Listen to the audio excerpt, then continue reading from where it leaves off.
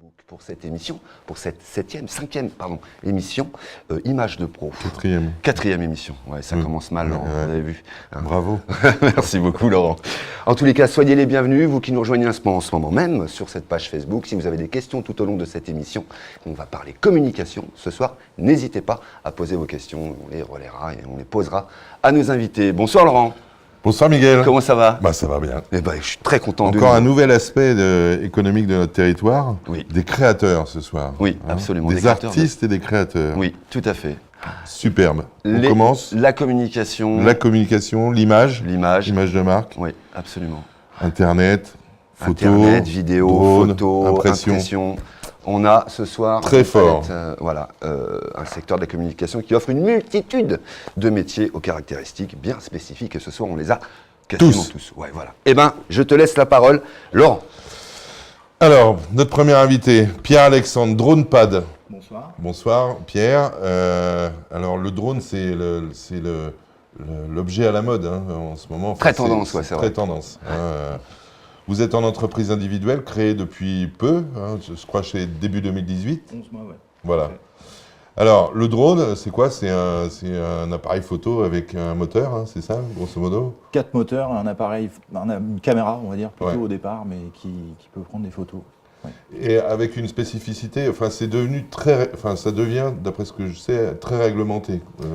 Avant, on pouvait faire un peu ce qu'on voulait avec un drone, et maintenant... Là, actuellement, déjà avant, on avait des réglementations pour les pilotes professionnels, c'est-à-dire qu'un pilote de loisir ne peut pas aller en ville, par exemple. Là, depuis juillet 2018, même les pilotes qui veulent acheter un drone dans le commerce, chez Boulanger, sans faire de pub, ou dans n'importe quel autre commerce, peuvent, mais ils sont obligés de passer sur Internet, sur AlphaTango, une qualification de sécurité pour avoir le droit de l'utiliser en extérieur, bien sûr dans le respect des zones qui sont sur géoportail, des zones particulières, c'est-à-dire les zones où il n'y a pas de risque, hors agglomération, hors on va dire des il faut que ce soit à côté d'un aérodrome. Mais il y a une question de poids aussi. Il y a une question de poids. On a la possibilité, en dessous de 800 grammes, de ne pas passer cette qualification, mais tout ce qui est au-dessus, oui, on est obligé. Et il faut un agrément de l'aviation civile pour être professionnel, il faut actuellement un brevet théorique drone qui est pour les 3/4 représente en fait la théorie ULM, donc tout ce qui est vol à vue, comme en avion, et une partie sur le drone, donc tout ce qui est fonctionnement et règles de sécurité. D'accord. Et puis donc la partie pratique qui est aujourd'hui obligatoire avec une formation chez un professionnel. D'accord. On va voir tout à l'heure, dans 2 minutes, votre reportage, mais comme ça, on va montrer ce que vous faites exactement. Mais après, on peut aller dans la prospective. On envisage même de livrer des colis, je crois, par il y a Amazon, qui envisage de livrer des colis, ou la Poste, qui envisage de livrer des colis par drone, etc. Des pizzas même. Des pizzas. Ouais, j'ai vu ça. Alors pour l'instant, c'est vraiment. Faut imaginer quand même qu'au-dessus de nous, il y a des avions. Il y a au-dessus de la France, je crois qu'il y a 15 000 avions qui volent tous les jours. Bon, évidemment, ils sont très hauts. Nous, on n'a pas le droit de dépasser 150 mètres de hauteur, ce qui est déjà pas mal. Et les avions, eux, n'ont pas le droit de descendre en dessous de cette limite pour se poser.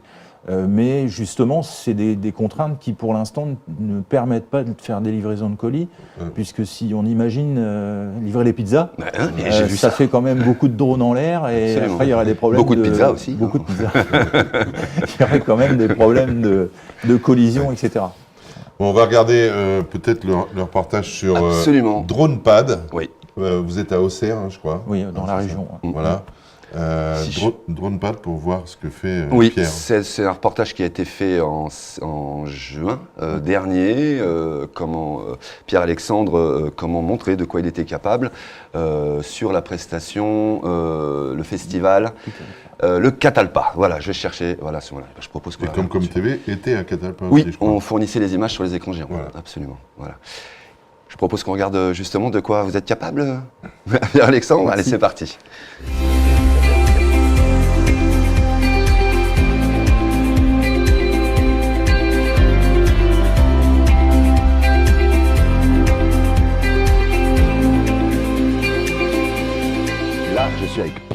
Alexandre, partenaire aussi de Comcom TV du coup depuis 3 jours, puisque c'est grâce à toi qu'on a ces images magnifiques du ciel de la société DronePan. Comment ça va Pierre-Alexandre? Impeccable, super. Alors, raconte-nous un petit peu ton métier. Évidemment, c'est pas que l'image, il y a tout un travail derrière. Ouais, c'est très large en fait. L'inspection aussi, on fait de l'inspection routière, l'inspection de bâtiments, de la photogrammétrie. Donc en fait, on scanne le sol pour les géomètres, pour faire de la topographie, etc.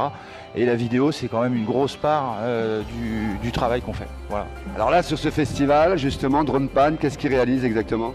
Donc de réaliser des rushs pour le Silex, donc ça c'était dans le cadre du partenariat et pour la communauté de communes d'Auxerre, de leur fournir une partie des rushs du week-end plus des photos pour qu'ils puissent agrémenter leur site internet, leur Facebook, etc. Avec un drone, on ne fait pas n'importe quoi, il y a des brevets à avoir. Voilà, brevet du LM.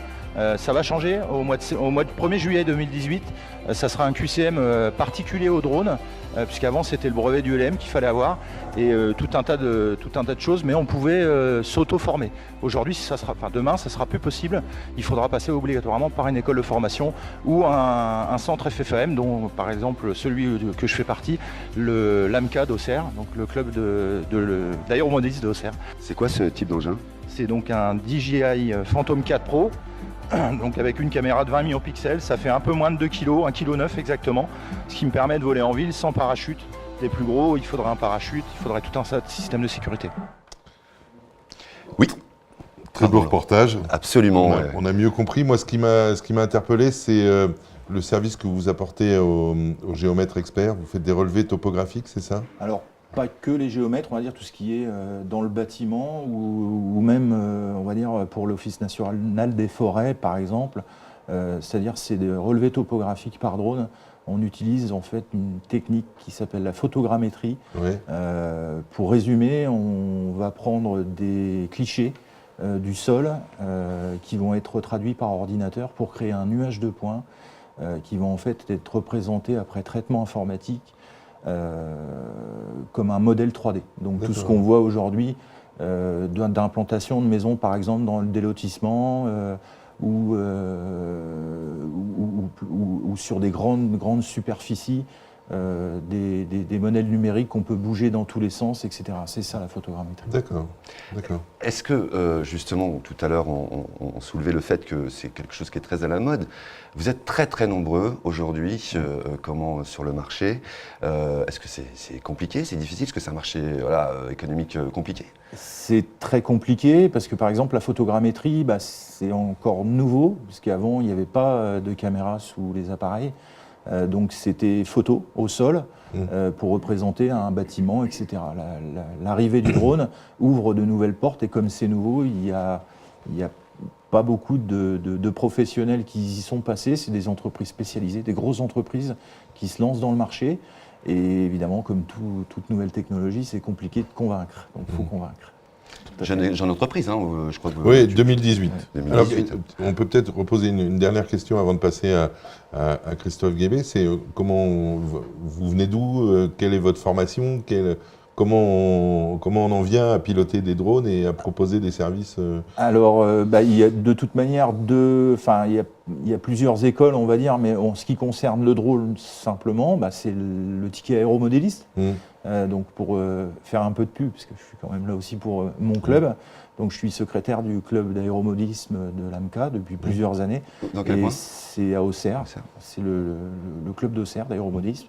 Et c'est par cette passion que j'ai suivi l'évolution du drone de ses débuts. Donc c'est vraiment pas vieux parce qu'il y a 4-5 ans, ça volait encore pas tout seul. Il fallait vraiment les bricoler, passer beaucoup de temps pour les faire voler vraiment pas longtemps.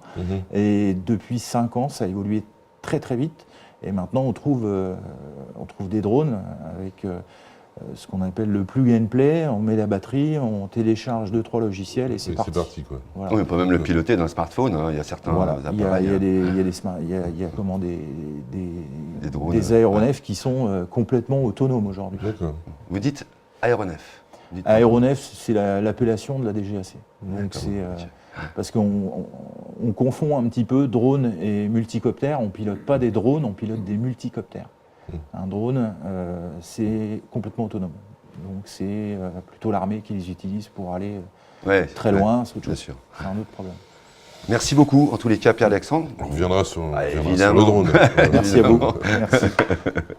Et on va passer, voilà, absolument. Vas-y. Deuxième invité, Christophe Guébé, société EG Imprimeur, alors qu'on connaissait aussi sous Photogravure EG, les plus anciens. Une belle histoire, une grande histoire. Alors, une grande histoire parce que la société est créée depuis 1989, mais avant ça, c'était le papa de Christophe qui... Histoire de famille, tout ça. Ouais, c'est une histoire de famille qui avait créé l'activité en 72. 72, ouais, c'est ça. On faisait du flashage. à On l'époque, faisait ouais. du flashage, ça, on sortait des films. Enfin, Ouais. bon, c'est un métier qui n'existe plus. Voilà. Et voilà. Une société basée à Maillot, à côté d'ici, 500 000 euros de chiffre d'affaires à peu près, Voilà, 4-5 personnes. Alors une caractéristique, c'est des investissements très très importants. C'est des grosses machines. Des grosses machines. Voilà, on investit qui en impriment. permanence, toujours dans du matériel de pointe. Ouais. Voilà, pour aller toujours plus vite, avec une meilleure qualité. Voilà. Donc, Et avec, vous pouvez utiliser des supports. Il n'y a pas que vous n'imprimez pas que le papier, vous imprimez d'autres. Alors on a une partie presse numérique. Donc là, c'est principalement du papier Ouais. pour faire tout ce qui est brochures, flyers, livres. On fait des livres aussi. Et puis à côté de ça, on a une activité grand format. À ce moment-là, on imprime tout ce qui est bâche, adhésif pour des véhicules, plein de supports. D'accord. Il y a Textile aussi. Et on fait Textile. aussi du textile à Ouais. côté de ça. Voilà. Oui, on peut retrouver tout ça sur votre site internet. Oui. Et qui est EG Imprimeur, Voilà. Imprimeur, j'imagine. Faites voir, je crois que vous avez www.eg-imprimeur.com. ramené justement Je vous ai apporté des petites plaquettes. aussi. Il y en a également ceux de DronePad qui vient nous donner des indices. Parce que vous avez aussi ouvert là récemment une gamme, vous avez augmenté la gamme de produits. Oui. C'est ça. Alors maintenant, on s'oriente décoration. Oui. Donc on propose, là vous l'avez sur la plaquette, on fait des abat-jours personnalisés par exemple. Donc on les imprime, on les monte, voilà, tout est fait. Et donc vous imprimez vraiment Tout sur est fait en support. interne. Ouais. Voilà. On fait des coussins, on est capable d'imprimer sur du simili-cuir, donc une matière souple.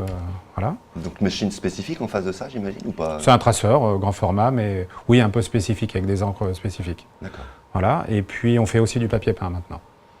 D'accord. Voilà. Donc Là, là on vous donne récemment, une photo, on a fait. par exemple, ou un modèle. On peut faire ça, oui. Et puis Là, on a fait pour le musée de Sens, on a fait du papier peint, donc il y a certaines fresques où c'est 4 ou 5 laits côte à côte. Ouais. Voilà. Je voudrais en revenir à la machine parce que si vous avez l'occasion d'être à côté chez Photogravure EG, chez EG Imprimeur, pardon, allez la voir parce que c'est impressionnant. Ouais. Le coût de la machine, c'est Laquelle? La presse numérique? grande. la grande. Là. Ah, la grande? Ouais. On Le va voir traceur, d'ailleurs dans donc le ça c'est 30 000 euros. Oui, mais là, c'est Par contre, la grande, c'est 120. Ah, ouais, voilà. Ouais, 120 000. c'est ça. Ouais. avec de la formation, avec Oui, voilà. une maintenance, j'imagine, relativement importante. Pas trop. Pas trop. Pas trop. Ça a pas mal évolué. La machine d'avant, on avait beaucoup de maintenance. Ouais, C'est une machine qu'on a gardée 10 ans. ouais. Et puis là, on a changé depuis 2 ans à peu près. Et C'est des machines ça- allemandes, hein, c'est ça, non? Oh là, ça doit être fabriqué au Japon, je crois. D'accord. Voilà. Et puis, mais bon, ça a évolué, donc il y a beaucoup moins de maintenance qu'avant. Enfin bon, ça va beaucoup plus vite, c'est une 110 pages minutes. Ouais, d'accord. Voilà, donc puis on peut imprimer plein de sortes de papier. Ouais. Non, j'allais proposer de regarder justement à quoi ça ressemble. Allons-y. Justement, les ateliers de G Imprimeur. Je vous propose de regarder justement. On a été faire un petit reportage la semaine dernière. Ouais.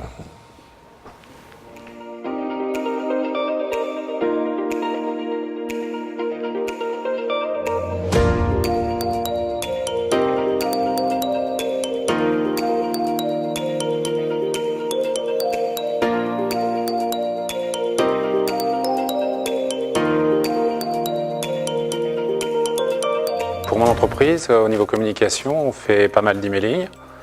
On communique beaucoup sur Facebook aussi, les réseaux sociaux en général. Et puis, on est aussi sur le terrain. Donc, j'ai une personne de l'entreprise qui, en fonction des besoins, qui peut sortir une fois par semaine ou plusieurs fois, et qui va à la rencontre de nos clients pour leur présenter les nouveaux produits qu'on peut faire. Alors généralement, la personne vient nous voir. On réfléchit avec elle sur son projet, ce qu'elle veut faire, son budget aussi, parce qu'il faut rester cohérent. Ensuite, on lui fait un devis par rapport à ça. Si la personne est d'accord, à ce moment-là, après, on passe à la partie maquette, vraiment réalisation du projet. Et donc, on assure ensuite l'impression, la pose sur site, si c'est des adhésifs, ou après, ça peut être de l'impression, des cartes de visite, des plaquettes, voilà. Par contre, on propose des nouveaux produits, comme du papier peint personnalisé. Voilà, donc ça sert beaucoup pour les expositions ou des choses comme ça. On propose des coussins, on imprime sur du simili-cuir, donc on fait des coussins personnalisés.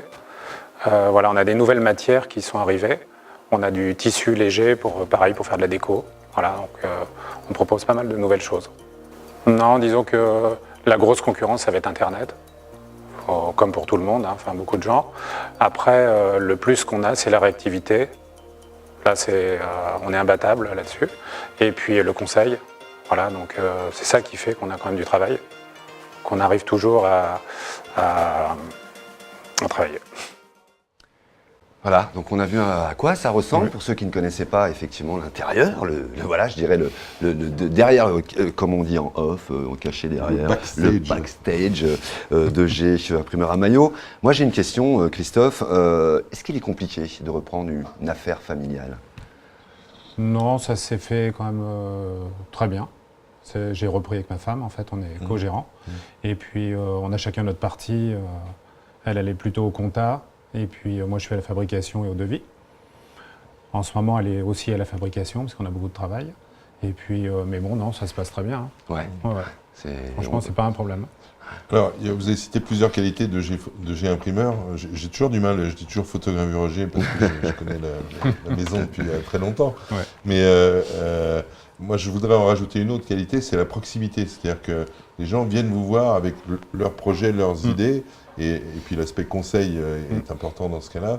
Et ça, parce que les gens vous connaissent aussi sur le territoire, ça c'est aussi un plus que vous avez par rapport à vos sites internet. Ah oui, il y a toujours des conseils, voilà. C'est normal. Hein, Maintenant, commercialement, vous êtes structuré Oui, on s'est vraiment organisé. Là, j'ai vraiment une personne dédiée à ça. Oui. Voilà, qui s'occupe, qui va voir les clients, comme je disais dans le reportage. Et ça fonctionne plutôt bien. C'est ce qui manquait? Oui. Ouais. Puis moi, j'ai pas le temps de le faire, j'ai trop de choses à gérer. Donc, non, ça se passe très très bien. Vous l'avez dit tout à l'heure, Christophe, vous avez fait du papier peint pour les musées, mais vous faites aussi j'ai vu ça chez vous, des habillages d'ascenseurs. Oui. Alors ça, j'ai été très surpris. C'est quoi la technique en fait? C'est un adhésif tout simple. Ah ouais? Comme sur un véhicule. Voilà. Ouais, d'accord. Ok, Voilà. c'est le même support que pour les véhicules. Voilà. Très Donc bien. là, on va en faire bientôt encore. On a d'autres commandes d'ascenseurs. Donc un gros travail aussi d'infographie peut-être derrière, non? Ou on Oui, vous fournit tout? Alors on nous fournit beaucoup de fichiers, mais on fait de plus en plus d'infographie quand même. D'accord. Très Donc bien. là, on a notre fille qui nous a rejoint depuis janvier. Et puis, c'est elle qui prend ça en charge. Toute la partie graphique. Voilà. On est vraiment dans une affaire de famille. On est vraiment dans une affaire de famille, mais c'est pas la première histoire. Oui, On a beaucoup dans Lyon, beaucoup de... Oui, c'est des histoires familiales. Absolument. Eh ben, je vous propose... Troisième invité, on va continuer à parler de communication. Alors, il n'y a que des Pierre ou des Miguel ce soir? Oui, il s'avère que son nom de famille est mon prénom. Donc, voilà. Pierre-Alexandre aussi. Et Pierre-Alexandre. Pierre Miguel, dirigeant de la société Atelier Subotaille. Exactement. L'ai-je bien dit? Très bien. Voilà. Merci. C'est une société créée en 2016, aussi récente, hein, à part G Imprimeur. On a que des structures relativement récentes. Oui, on a des jeunes entreprises, donc ça veut dire que voilà. 2016, deux associés qui travaillent dans l'entreprise, qui sont co-gérants, un chiffre d'affaires d'environ 100 000 euros, basé à Rozoy. Oui. Et vous faites de la communication et Oui. tout ce que ça veut dire. Des sites internet. Du site internet, de l'identité de marque, du logo, de l'e-commerce, de l'accompagnement et de la formation. Voilà, ça... Votre formation de base, vous, Pierre, c'est... Moi, je suis développeur Ouais. de formation. Ah, vous êtes quelqu'un qui fait des chiffres, des Je codes fais toute du la code, journée, exactement. Je fais du code toute la journée, quand je ne suis pas en train de faire du commercial ou de la représentation.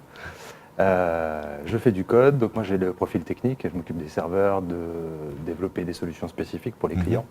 Et Julie, qui est mon associée, elle s'occupe plutôt de la partie accompagnement, gestion de projet et formation.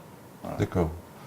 Avec une zone de chalandise régionale essentiellement ou... Ouais, on est, on va dire, Ouais. nord de Lyon et sud Seine-et-Marne. Julie elle est basée à Bray-sur-Seine, donc on rayonne un peu sur ces deux départements. Voilà. Avec des spécialités, c'est-à-dire des clients spécifiques ou toute industrie, Exactement. service Ouais, enfin J'ai voilà. vu qu'il y avait des c'est- musées aussi. Non, c'est pas... Ouais, on si, travaille c'est pour pas- des musées. Ouais. En fait, on essaye d'offrir un panel de solutions complet. On passe par de la vidéo, de la photo, voilà, de l'impression. On découpe même des morceaux de métal Ouais. pour faire de la décoration d'un musée, par exemple.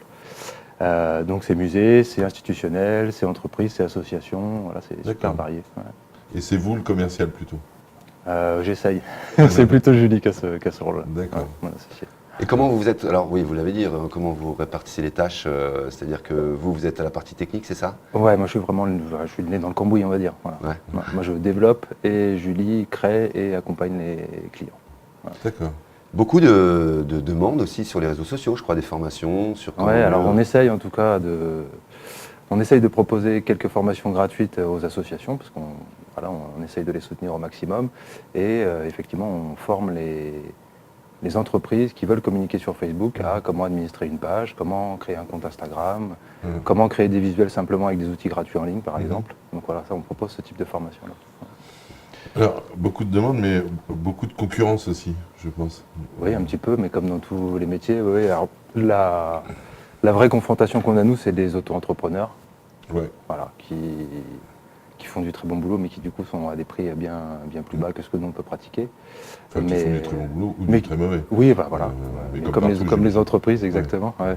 Mais c'est ça qui est difficile pour les chefs d'entreprise que je côtoie, c'est trouver la bonne personne pour leur communication et pour leur image, quoi. Ouais. C'est une question de feeling, je pense. Et surtout de les convaincre que c'est important de communiquer. Je Ouais. prends l'exemple des industriels qui sont pour la plupart pas bons, on va dire, en communication. Ils savent qu'ils en ont besoin, mais ils n'ont pas le temps de se pencher sur le sujet où ils n'ont pas le personnel pour. Donc on essaye effectivement de les accompagner, de les aider, de leur mâcher un peu le travail pour faire cette com. Et puis en plus, ça devient un peu plus difficile chaque année, puisque cette année, on a alors, un mot barbare, hein, La réglementation générale de protection des données. des données. Oui, alors faut désacraliser ce mot, ce RGPD. Ouais. En tout cas, sur la partie Internet, il n'y a pas de complications. D'accord. Il y a quelques Règles à respecter aménagements à faire sur les supplémentaires. sites par Ouais. rapport à la collecte des données, mais c'est pas non plus un Vous intervenez justement sur... Oui, bien sûr, on propose ça à tous nos clients, évidemment, on les a tous sensibilisés, tous ne répondent pas. On leur dit qu'il faut le faire et que c'est obligatoire et que c'est la loi, mais voilà. Bah, c'est vrai qu'ils ne sont pas tous sensibles à ça, parce que déjà, ils ont, surtout les industriels, ils ont beaucoup de contraintes en matière de sécurité, de qualité, et là, on leur rajoute en plus la RGPD. Et ils sont directement concernés, ils sont oui. quand même agrégateurs de beaucoup de données personnelles. Donc ils voient ça plus comme une contrainte qu'autre chose, et puis je crois qu'il y a une tolérance quand même pour la mise en place. Oui, normalement, oui. Il y a une tolérance qui est Ça prévue. s'apparente à la loi Adopi pour le téléchargement illégal. Enfin, il y a quelques avertissements, des lettres recommandées, et après, il faut quand même passer. Quelques exemples de réalisations que vous avez faites, puisque vous êtes de Lyon. Je crois que vous avez réalisé le site internet de la ville de Sens. Ouais. Ville de Sens, agglomération du Grand Sénonais. Si on part un peu en Seine-et-Marne, on a refait toute l'identité visuelle des scènes rurales 77, qui sont portées par l'association Actar, qui s'occupe de la promotion de toute la culture en Seine-et-Marne. Donc on a refait toute la com, les campagnes d'affichage, abribus, logos, site internet, vente en ligne. Voilà, on a fait l'entreprise TCM Solutions, que vous connaissez, Laurent. On a refait leur site internet. Avec un peu de mal, mais on a fini par le faire. Il n'est pas tout à fait terminé. Nous, on a réussi à le Parce faire. que trop technique, parce que là, beaucoup d'éléments. Non, parce que pas le temps. Ah oui. Parce que pas le temps. Heureusement, une personne a été dédiée à ce site et l'a pris à bras le corps, mais voilà, c'est un commercial, donc avec tout ce que ça sous-entend. Je propose qu'on regarde justement, on est allé dans votre atelier à Bray-sur-Seine justement, vous voir travailler et rencontrer votre associé.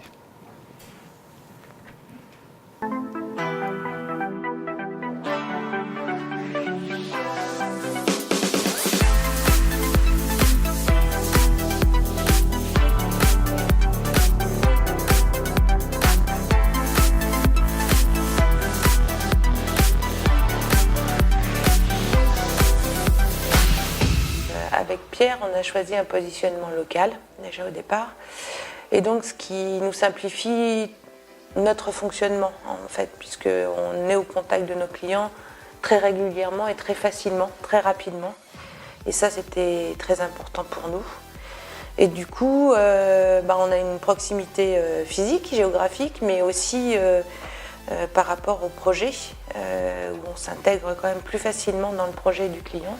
On essaye donc d'apporter une solution qui est pertinente et efficace, parce qu'il y a beaucoup d'outils qui sont génériques, mais qui ne sont pas adaptés à la demande précise du client.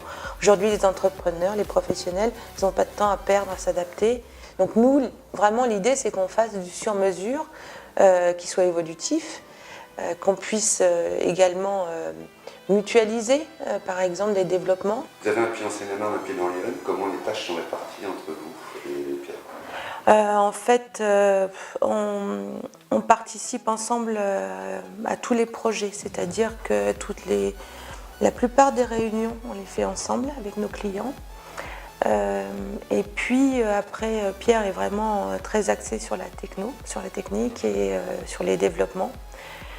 Donc il gère toute cette partie-là. Moi, je fais beaucoup de gestion de projets. Et donc, on s'équilibre un petit peu. On avance ensemble. L'idée, c'est qu'on soit chacun de nous en capacité de répondre au client s'il y a besoin. Si l'un n'est pas disponible, l'autre l'est. Évidemment, on va reprendre. Je tout de reprends. suite, ça. Voilà. C'était la surprise. C'était l'atelier sous bataille. Voilà. Et notre dernier invité, Absolument. Morgane Poggioni. Morgane sans E à la fin. Voilà, précise. évidemment. Voilà.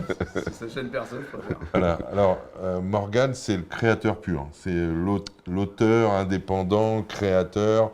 Oui. On va peut-être pas donner son chiffre d'affaires parce que ça n'intéresse pas forcément tout le monde. Mais, Non, mais par contre, son outil de travail, c'est la réalisation vidéo et la Et photographie. la photographie. Et là aussi, alors, en fait, aussi bien Christophe que vous, c'est avec des investissements relativement lourds, hein, parce que vous avez des appareils Voilà. très sophistiqués. Enfin, moi, je vous ai déjà vu à l'œuvre. Les appareils photo, c'est le nerf de la guerre, donc il ne faut pas lésiner sur la dépense. C'est des boîtiers qui valent environ 6 000 €. D'accord. Ouais. Juste le boîtier. Juste le boîtier, on parle Après, il pas faut de... rajouter l'objectif, le flash. Alors vous, Morgane, vous travaillez pour qui? Comment? À la demande? Vous créez tout seul et vous allez proposer? Comment ça se passe? Alors, en fait, je fais les deux. Parce que j'ai, alors plus dans le département, on va dire, pour la photo, je fais plus de la photo corporate pour les entreprises, où j'essaye vraiment de développer la créativité et d'expliquer aux gens qu'avec les techniques numériques d'aujourd'hui, on peut vraiment aller très très loin. Et j'ai un autre volet, où plus pour la réalisation, où là c'est moi qui propose des projets, mais plus par exemple pour les chaînes de télévision. D'accord. J'ai tourné pour TF1, France Télévisions, des documentaires. J'ai préparé aussi une web-série qui est en développement chez France 4. Mais alors, du coup, il y a beaucoup de changements chez France Télévisions. Oui. Donc ça va passe. disparaître, Quand on vous dit oui, il ne faut pas s'emballer parce qu'il y a des chances qu'on dise non derrière. Voilà. Et c'est quoi cette web-série alors? Alors c'est une web-série qui est une web-série en fait policière, qui à l'origine a été faite dans l'optique pour Canal+. Et en fait, ils ont changé de directeur. Et qui passe que sur Internet, en fait. Voilà, c'était que pour Internet. Et en fait, le nouveau directeur a décidé que c'était bien, mais qu'il annulait toutes les séries que son ancien avait acceptées. Donc voilà. Ouais, ça, c'est donc quand vous faites des photos, qui est-ce qui vous les réclame? C'est des personnes comme l'atelier Subotal Alors, ou c'est directement l'industriel alors c'est soit directement avec l'industriel, mais on peut travailler avec des agences de communication qui nous référencent et qui nous proposent justement un projet clé en main, comme on l'a déjà fait avec Pierre. D'accord. Et on va parler un peu sous, il n'y a pas de tabou. Et comment vous tarifez? C'est à la journée? C'est à la photo? Alors, temps du cliché, comment ça fonctionne? En fait, c'est très simple. C'était ça, quand oui, on tirait absolument. les photos, chez le photographe. C'est ça, voilà, 5 € la photo. Voilà. Alors, ça, c'est quand on est pour le grand public. Oui. Mais en photographie professionnelle, et ça me fait plaisir que j'ai l'occasion d'expliquer, c'est très simple, parce que c'est inscrit au journal officiel. Une photo, le tarif, il est en fonction de la taille et du tirage et de l'utilisation. D'accord. Donc en fait, une photo que, par exemple, je ferais pour une association, que je devrais vendre 50 €, si Coca-Cola achète la même photo, ils paieront beaucoup plus cher parce qu'il y aura beaucoup plus d'exposition. Et en fait, c'est très très juste de faire les prix comme ça. D'accord. C'est une question de droit à l'image, d'utilisation. Alors en fait, c'est le droit d'utilisation de photo parce qu'une photo ne peut pas se vendre. On octroie simplement un droit d'utilisation. Oui, et un droit d'utilisation, c'est intéressant le côté juridique. Un droit d'utilisation que, si je vous achète une photo, pour moi, pour mon site internet, enfin, où je l'achète, donc j'achète. Je la loue pendant un certain temps. Je la loue, j'achète le droit d'utilisation. Est-ce que je peux reprendre votre photo pour la mettre sur un autre site d'une autre structure? Oui, mais ça va vous coûter cher, Laurent. En fait, on refait simplement un autre contrat. D'accord. Mais ça, ça doit être difficile à contrôler quand même, à mesurer, non? Oui, parce que moi j'ai beaucoup de... beaucoup, on va pas non plus dire beaucoup, mais ça m'est arrivé 9 fois d'avoir des photos qui sont volées et qu'il faut que j'engage une procédure pour me faire payer. D'accord. Ouais. C'est intéressant cet aspect-là quand même. Sur les créations de logos. Il faut parler dans le micro, Pierre, s'il vous plaît. Les créations graphiques, création de logo, c'est pareil, on revend un nombre d'utilisation ou un nombre de support. C'est-à-dire que sur votre devis, il y a le droit de... Une session de droit, session, ça dépend des clients. C'est peut-être plus souple qu'en photo. Vous avez un pied dans la photographie, vous avez un pied dans la fiction, parce que c'est quand même quelque chose qui est moteur chez vous, la fiction, vous l'avez dit. Et là, en ce moment, est-ce que vous avez un projet, je dirais plus proche de nous, sur la réalisation ou de films institutionnels ou d'une fiction? Alors, sur la fiction, on est parti sur un court-métrage qui se passe pendant la Deuxième Guerre mondiale, qui devrait se tourner normalement aux alentours d'avril. Et sinon, je prépare un film pour Nikon, pour les appareils photo, qui devrait se tourner normalement d'ici 15 jours.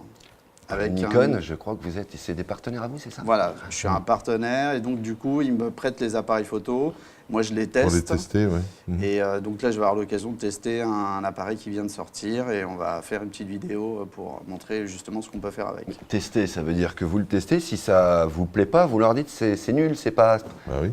Oui. Ah oui, donc vous avez un cahier des charges aussi, enfin des questions. Moi, j'ai aucun engagement. Ils me prêtent l'appareil et je peux dire ce que je dis. J'ai carte blanche. S'il y a un truc qui me plaît pas. C'est comme ça arrivé, justement, Nikon, ils n'étaient pas très forts sur l'autofocus vidéo qu'on réclamait à corps à cri, qu'enfin on va avoir, et j'ai pas hésité à le dire, même dans les vidéos.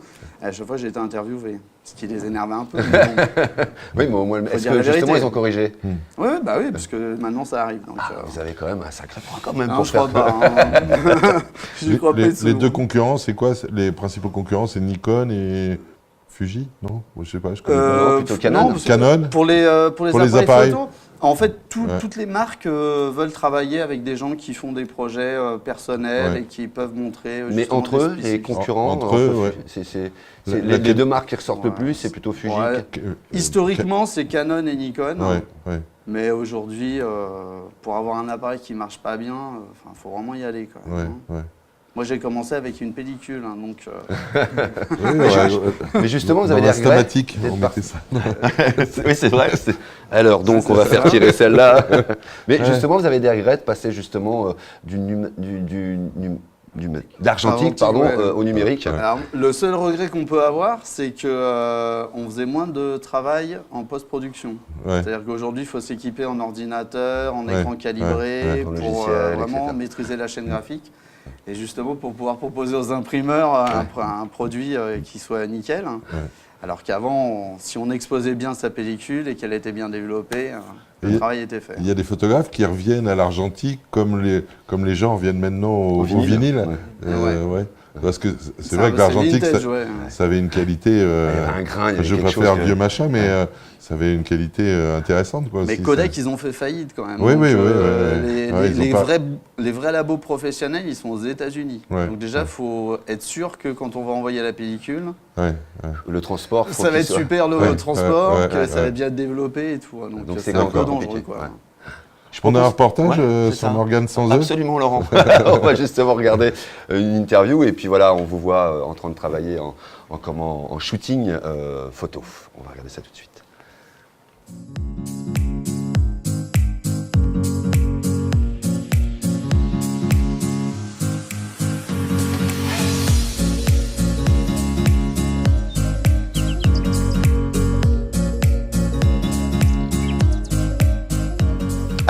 passé par une formation dans une école de cinéma où j'ai développé tout l'aspect scénario, mise en scène, montage. J'ai été diplômé en montage, en réalisation et en photographie. C'est important justement pour une entreprise aujourd'hui d'avoir de belles photos ou d'avoir une belle vidéo de présentation. Moi, je dirais que c'est primordial, même si quand on discute avec les chefs d'entreprise, ils ne le voient pas comme ça. Je dis toujours, quand les gens ils vont se présenter quelque part à un rendez-vous, ils se mettent en costume, ça ne leur viendrait pas à l'idée de venir en short et en tongs. Et ben, une vidéo, c'est ça. Vous mettez votre plus beau costume et vous vous présentez du mieux possible à votre futur client. Et pour les photos, c'est pareil. Alors, c'est des demandes principalement du monde économique qui, en voyant mon travail, ont voulu se servir de ma vision pour emmener leur projet un peu plus loin. Puis il y a du documentaire avec les chaînes de télé aussi qui sont en cours sur France Télévisions, France 5. Mais la télé, c'est un peu long, quoi. Donc, voilà. Et puis les photos, plus près de nous, vous êtes sur le territoire, vous êtes invité, beaucoup de photos, économiques également. Qui fait appel à vos services? Toute structure, ça peut être des associations, ça peut être des entreprises, ça peut être des collectivités. J'ai travaillé un peu pour tous et c'est plus le bouche à oreille là, qui fonctionne en fait. Ce qui est difficile, c'est de faire comprendre aux gens que c'est nécessaire d'avoir une bonne communication, tout support confondu, et d'avoir des choses de qualité, parce que ce que les gens y voient en premier, c'est les supports de communication. Et maintenant, ils sont tellement habitués avec le numérique qu'ils arrivent à voir très très vite celui qui est professionnel et qui n'est pas professionnel sur sa communication. Ça ne veut pas dire qu'en vrai, ils sont plus professionnels. Ça veut dire qu'ils prennent plus de temps pour faire leur communication. Voilà, donc on vient de voir une partie voilà, de votre travail, on est en shooting, on ne voyait que vous, c'était pas du nombriliste j'imagine, mais c'est parce qu'on ne peut pas voir voilà, l'autre partie. Mais justement, quand vous êtes en shooting, ça demande aussi un travail de mise en scène, c'est-à-dire où il faut diriger aussi ce qui se passe en face. Comment vous fonctionnez, vous? En fait, j'essaye de travailler en amont et en fait de proposer un projet au client et pour que justement dans sa communication, il puisse se retrouver parce qu'une photo, ça veut dire quelque chose. La façon dont on se présente, la façon dont on va poser, ça ne veut pas dire la même chose. Donc j'essaye de lui amener ça en plus de la photo. Il y a une partie aussi formation chez vous, vous êtes aussi formateur. Est-ce que vous pouvez nous expliquer sur quoi vous formez? Alors, en fait, moi je fais la formation surtout pour les photographes qui voudraient utiliser la vidéo pour augmenter leur chiffre d'affaires. Et en fait, je propose des ateliers pour leur apprendre justement, eux qui ont l'appareil photo, qui connaissent tous les rouages, qui puissent justement, grâce à ça, passer à la vidéo assez facilement et du coup avoir un peu plus de chiffre d'affaires. Alors c'est quoi justement la différence entre la vidéo et la photo? Bon, moi je dirais que c'est complémentaire. À part la 25e image par seconde. Hein. Oui, il y en a un qui bouge. C'est ça, voilà. Moi je dirais que c'est complémentaire. Oui, voilà. Mais la question est bonne. Hein. Merci Laurent. T'as l'air surpris. Il faut une communication photo pour présenter son entreprise, ses produits, ce qu'on fait. Et puis la vidéo, ça permet de voir le travail réalisé aussi. Hein. Oui, et puis c'est le mouvement, même si on peut donner du mouvement dans une photo. C'est un peu plus compliqué, quoi. Mais l'œil est le même. Moi, je pense que oui. Ouais. À part les techniques qui sont un peu différentes, mais bon, aujourd'hui avec le numérique. Oui, Laurent. À moi. Non mais ces blancs là. Ouais, non mais faut pas qu'il y ait de blanc. Donc moi je voulais, on pose c'est déjà la 4e émission, on l'a dit. Hein. C'est ça. Il y a eu le transport, il y a eu le bâtiment, il y a eu le service à la personne, et on a toujours posé la même question.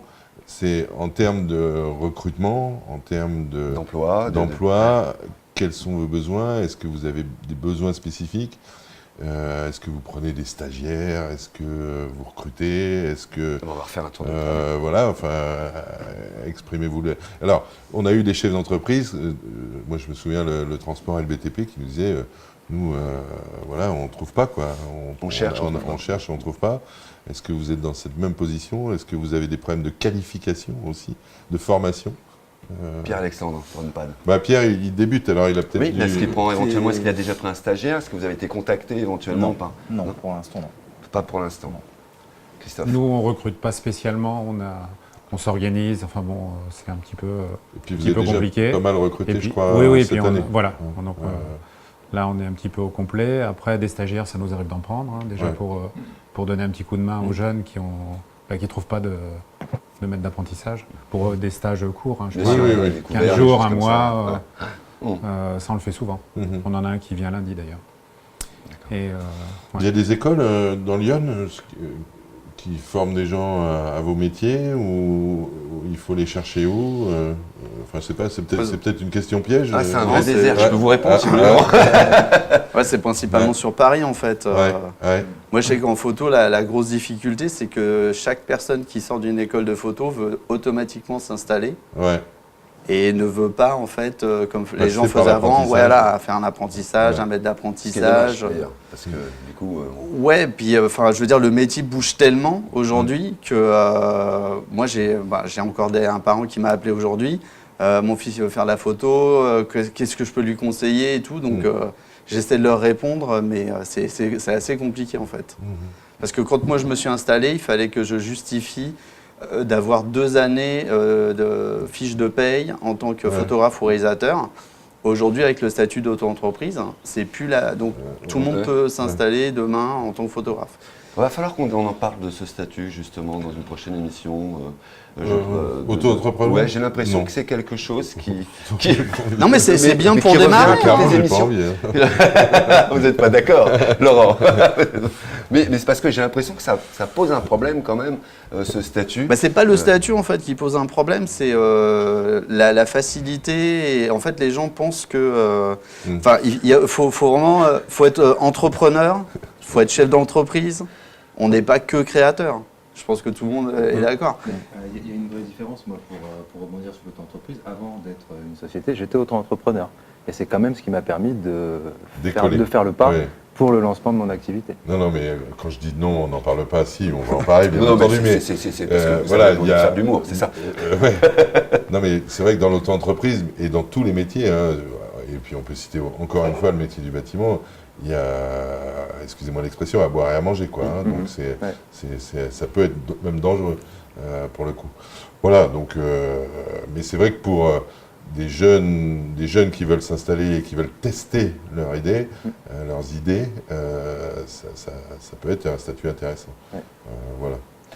Pierre, non, on n'a pas. Pierre, il s'est pas exprimé. Oui, c'est vrai, Pierre, vous ne vous êtes pas exprimé sur le fait que vous recevez un stagiaire ou pas, ou est-ce que vous créez de l'emploi Alors, en termes de réception de stagiaires, c'est un peu compliqué parce qu'on a un bureau que depuis très peu, en fait. On a travaillé jusqu'à présent chacun de chez soi avec Julie. Et en termes d'embauche, on est jeune déjà. Et puis on est plutôt dans la logique d'agrégation de compétences autour de nous, voilà, photographe, de la sous-traitance. On sous-traite et on travaille avec des partenaires un peu proches de nous, sur des compétences diverses. Morgane, du coup moi, c'est la même chose. Alors, quand on est en tournage, on fait participer des entreprises, en fait. Et en tant que photographie, en fait, on n'a pas beaucoup l'opportunité d'avoir des personnes parce qu'on a des problèmes de budget, en fait.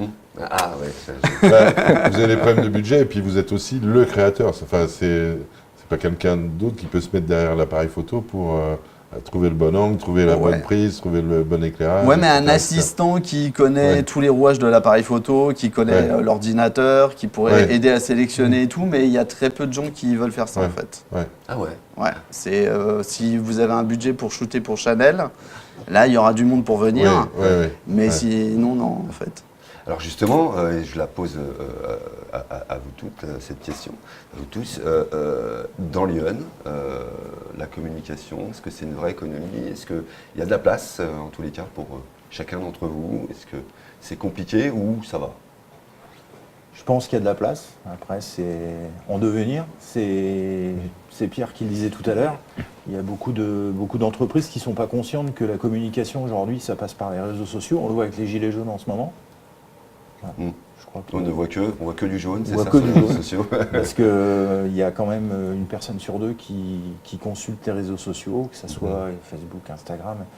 Et tout le monde est sur son téléphone aujourd'hui, même des gens d'un certain âge. Donc je pense qu'il y a du travail. Dans Lyon. Dans Lyon. Christophe? Oui, nous c'est pareil. On Enfin, on a pas mal de clients dans Lyon, un petit peu dans l'Aube, et puis pas mal sur Paris aussi. Ouais. Voilà. On arrive à avoir des gros dossiers à gérer par des clients parisiens. D'accord. Beaucoup plus gros que ceux que vous avez dans le département. Ouais, un peu plus Ouais, gros quand même, un peu plus gros. Pierre? Ouais, même constat que Christophe, nous, du coup on rayonne 77-89 et souvent des gros budgets, c'est des budgets parisiens. On fait de la sous-traitance pour une agence de com à Paris. Elle nous sous-traite la partie technique, développement des sites.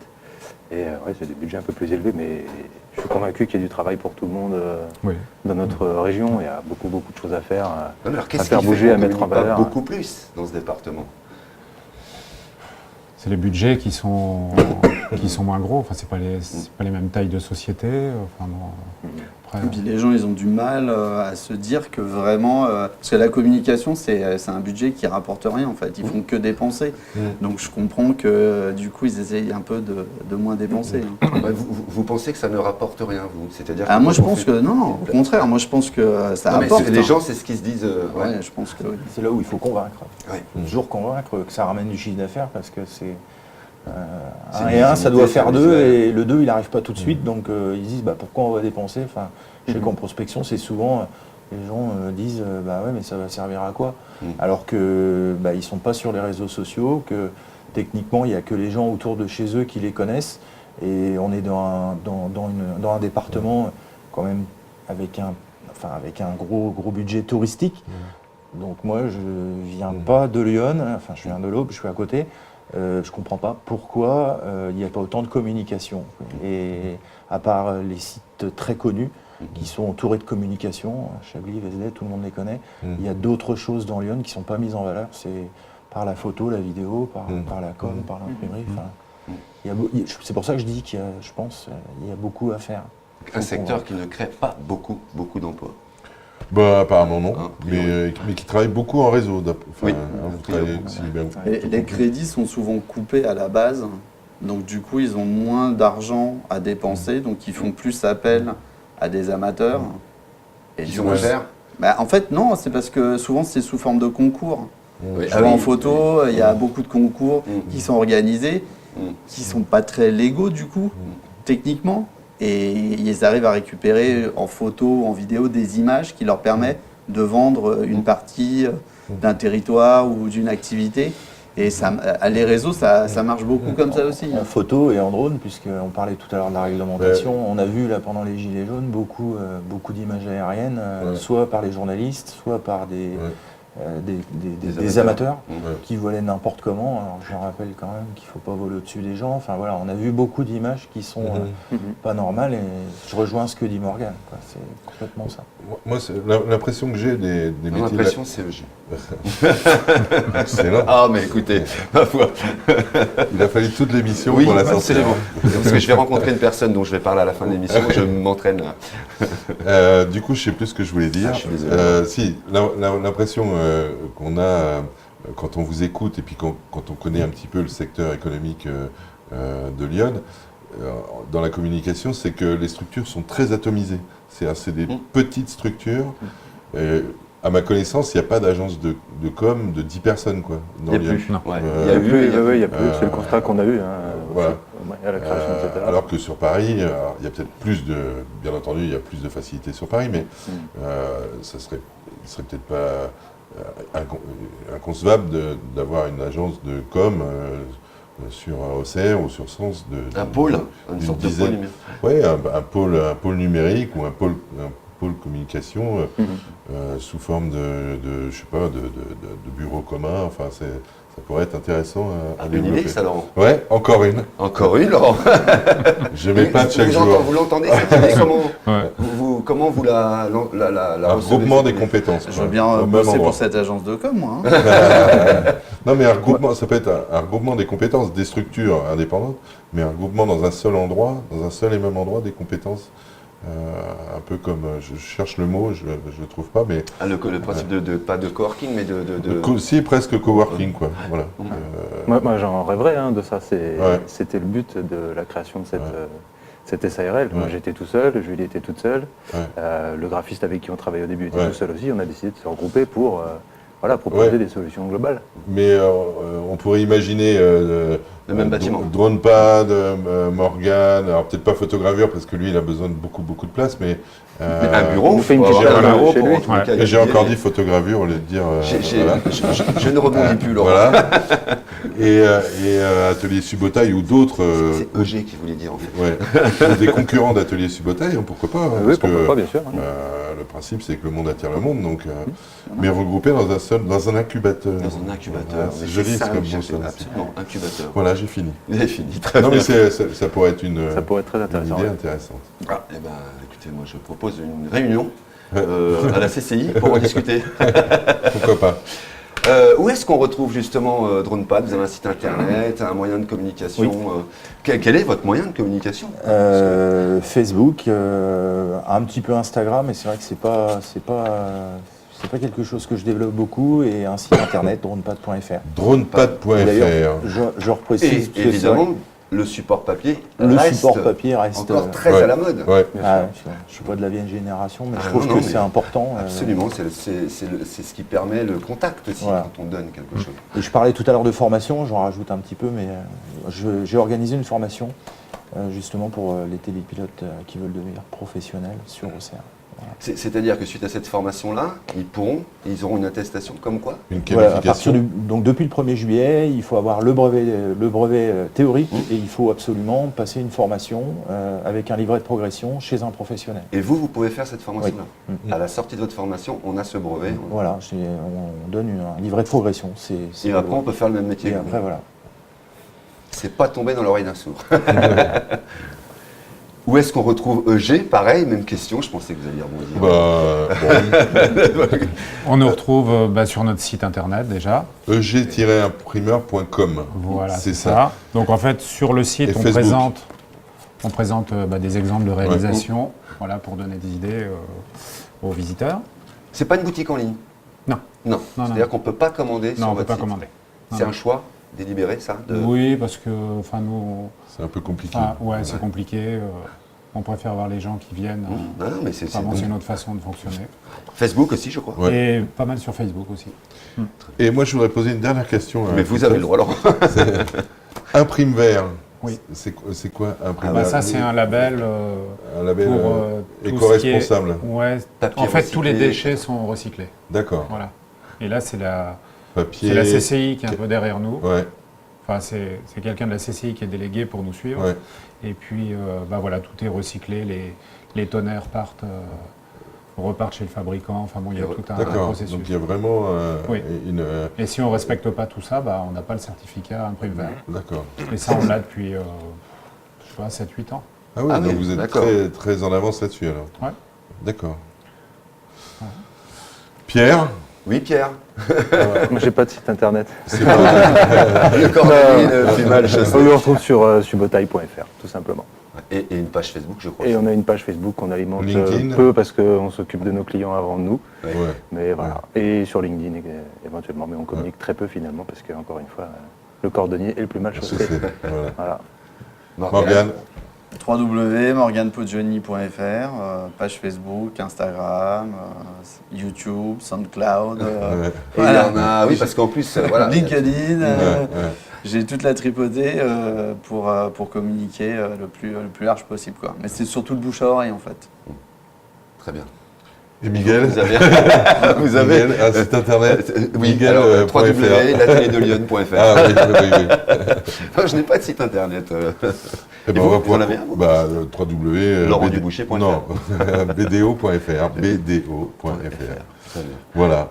Je propose, moi, de terminer, absolument de conclure cette émission. Juste avant de la conclure, je voudrais conseiller un livre, si vous me le permettez, Laurent. Alors, il faut non seulement conseiller un livre, mais dire ce que vous allez faire avec... absolument. Avec cette jeune femme qui s'appelle... Qui s'appelle Julia de Funès. Il l'a dit. Voilà, absolument. Et qui est ni plus ni moins que la petite fille de Louis de Funès, que vous connaissez beaucoup plus que sa petite fille, mais... Vraiment, c'est une philosophe. Oui. Elle a écrit ce bouquin avec Nicolas Bouzou. Ce bouquin est très, très, très intéressant, justement. Et il s'appelle ? Et qui s'appelle, La comédie inhumaine. D'ailleurs, entre oui, parenthèses. Très intéressant sur le management, sur le monde de l'entreprise. Le monde de l'entreprise. Et vraiment, je vous le conseille, si vous êtes chef d'entreprise, tout simplement, voilà, pas chef d'entreprise, lisez-le. Et puis cette personne-là, effectivement, on aura la chance et le bonheur de la rencontrer au mois de décembre, puisqu'on va aller on va aller travailler pendant 3-4 jours au Maroc. Et voilà, elle va faire une conférence justement sur ce bouquin-là. Que Comcom TV présentera. Que Comcom TV présentera. Alors oui, Comcom TV se délocalise au Maroc pendant 4 jours. Très bien. Voilà, et on aura cette fierté de présenter. Et on essaiera de ramener cet artiste dans Lyon. Ouais, on n'en dit pas trop. Ouais, très bien. Il faut, absolument. Bon, on essaiera. Voilà.